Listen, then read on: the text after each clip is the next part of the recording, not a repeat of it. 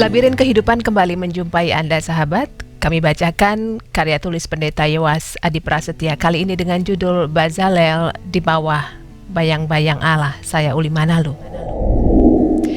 Pada masa kini istilah dipenuhi roh atau kepenuhan roh hampir selalu disamaartikan dengan pengalaman rohani yang terlihat di dalam peristiwa-peristiwa adikodrati, supernatural.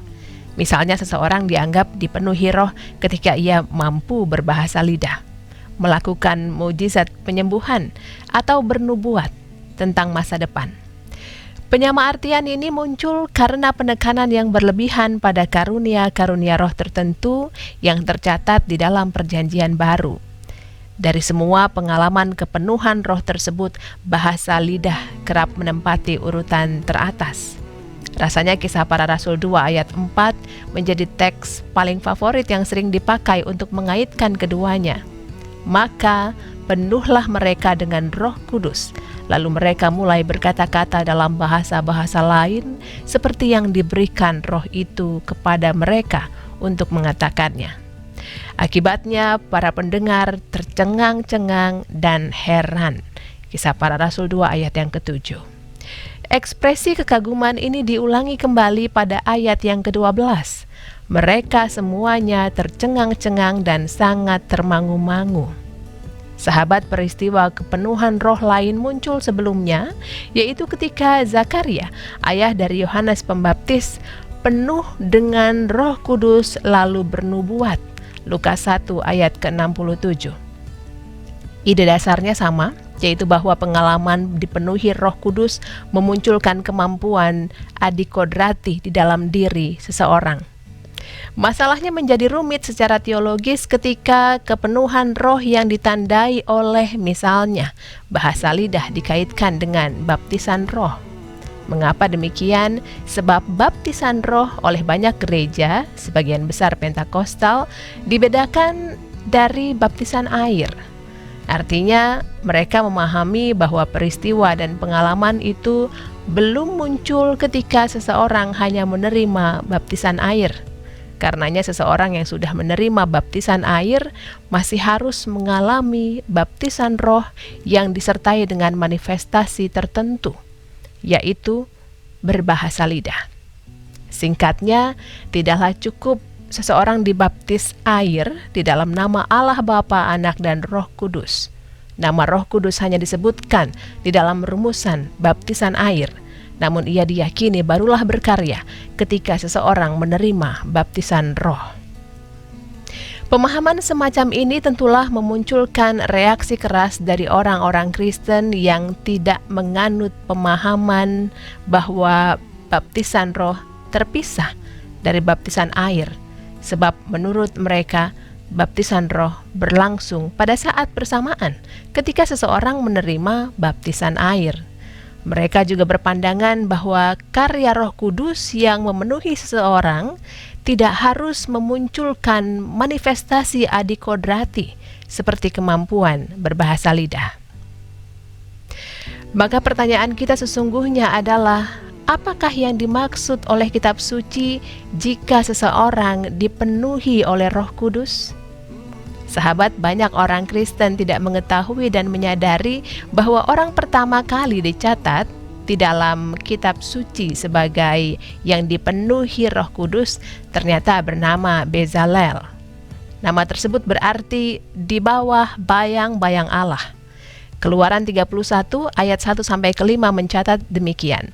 Berfirmanlah Tuhan kepada Musa, lihat, telah kutunjuk Bezalel bin Uri bin Hur dari suku Yehuda, dan telah kupenuhi dia dengan roh Allah, dengan keahlian dan pengertian dan pengetahuan, dalam segala macam pekerjaan, untuk membuat berbagai rancangan, supaya dikerjakan dari emas, perak, dan tembaga, untuk mengasah batu permata supaya ditatah, untuk mengukir kayu, dan untuk bekerja dalam segala macam pekerjaan.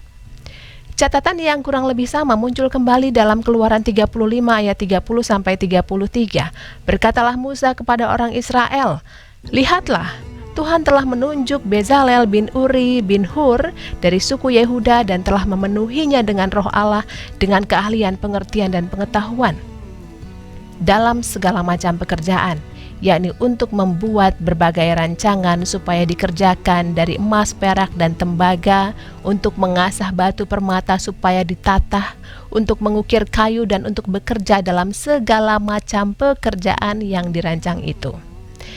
Sahabat, kedua teks ini sangat menarik sebab Bezalel yang dipenuhi oleh roh Allah itu ternyata menunjukkan manifestasi kepenuhan roh di dalam pekerjaan pertukangan yang tampak biasa-biasa saja. Kepenuhan yang dialami Bezalel ternyata terlihat tidak istimewa dan tidak adikodrati. Padahal kita berbicara tentang Roh Kudus yang satu dan yang sama. Ada beberapa catatan penting yang patut kita simak berkenaan dengan Bezalel yang dipenuhi roh dan pekerjaannya.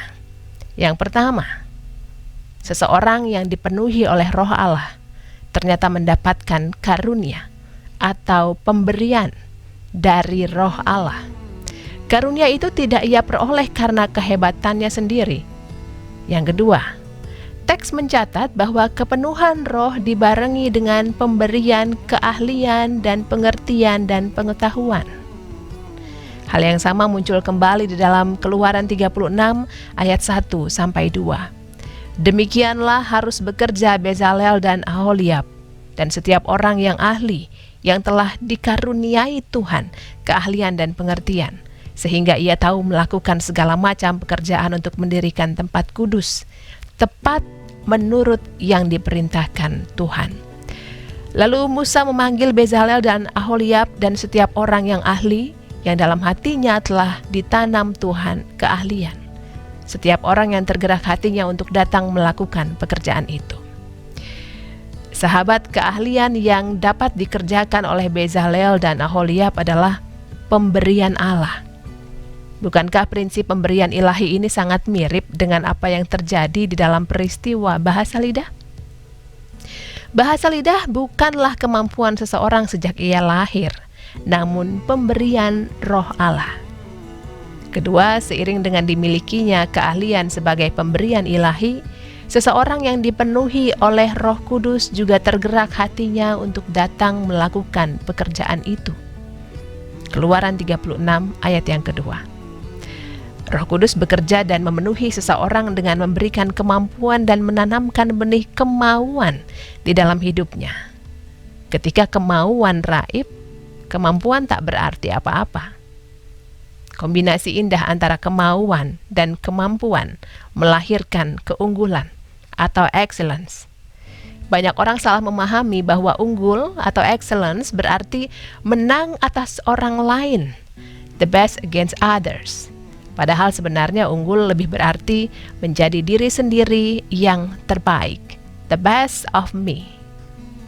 Budaya kompetisi di dunia modern ini memang telah mengajarkan makna keunggulan dalam semangat menang kalah. Padahal kitab suci mengajarkan sebuah gagasan bahwa seseorang yang unggul mungkin saja secara objektif tak lebih berhasil daripada orang lain. Namun pastilah ia secara subjektif telah menjadi yang terbaik bagi dirinya sendiri. Mari kita bayangkan jika semua orang tua mendidik anaknya dengan etos keunggulan semacam ini, tak perlu lagi ada anak-anak yang tertekan jiwanya karena merasa dikalahkan oleh teman-teman sekelasnya. Anak-anak yang belajar memahami konsep keunggulan semacam ini, the best of me, akan berani berjuang sekuat tenaga untuk mengembangkan dan mengolah diri sekalipun ia tak pernah meraih peringkat pertama di kelas dan mengalahkan teman-teman lainnya. Kisah Bezalel tampaknya harus menjadi bacaan wajib bagi mereka yang merasa pekerjaan kasar yang dilakukannya setiap hari tampak tak berguna. Banyak orang tak lagi menemukan makna spiritual dalam kewajiban sehari-hari yang tampak biasa-biasa saja. Ternyata ketika Roh Allah berkarya, Ia memberikan pemberian yang manusiawi kepada kita dan menerbitkan kemauan di dalam batin kita untuk melakukan pekerjaan yang terbaik, sekalipun pekerjaan itu tampak tak istimewa. Namun ketika Allah berkarya melalui dan berkenan pada pekerjaan kita sahabat, apa yang tak biasa saja itu sungguh menjadi istimewa. Kisah Bezalel ini juga patut disimak oleh mereka yang masih percaya bahwa kepenuhan roh mesti termanifestasi ke dalam kemampuan adikodrati, seperti berbahasa lidah dan bernubuat. Karena itu berhati-hatilah untuk tidak membatasi karya roh Allah, sebab jangan-jangan keinginan kita yang berlebihan untuk mengalami kepenuhan ilahi yang menakjubkan itu ternyata mencerminkan kepongahan spiritual kita. Jika itu terjadi, bukankah kita sesungguhnya telah keluar dari bayang-bayang Allah? Sahabat, demikian Labirin Kehidupan.